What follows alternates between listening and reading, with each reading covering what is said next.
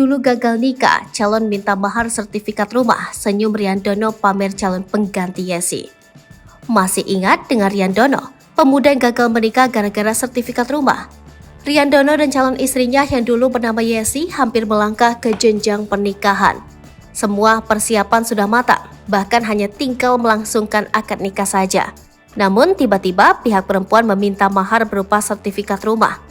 Hal tersebut kemudian menjadi penyebab keduanya tidak jadi melangkah ke jenjang pernikahan. Beberapa bulan berselang, kini Riandono diketahui sudah memiliki calon istri baru pengganti Yesi. Hal ini terkuak lewat media sosial Instagramnya @rian_dono22.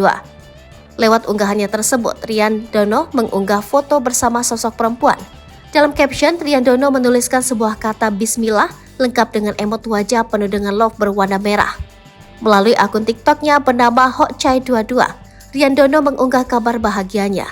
Riandono memamerkan potret fitting baju pengantin bersama calon istrinya yang baru. Dalam unggahan itu, Riandono dan sang kekasih tersenyum seraya memamerkan tengah fitting baju. Sementara dalam unggahan selanjutnya, sosok pujaan hati Riandono yang belum diketahui namanya itu tampak berpose di depan kamera seraya memegang ponsel.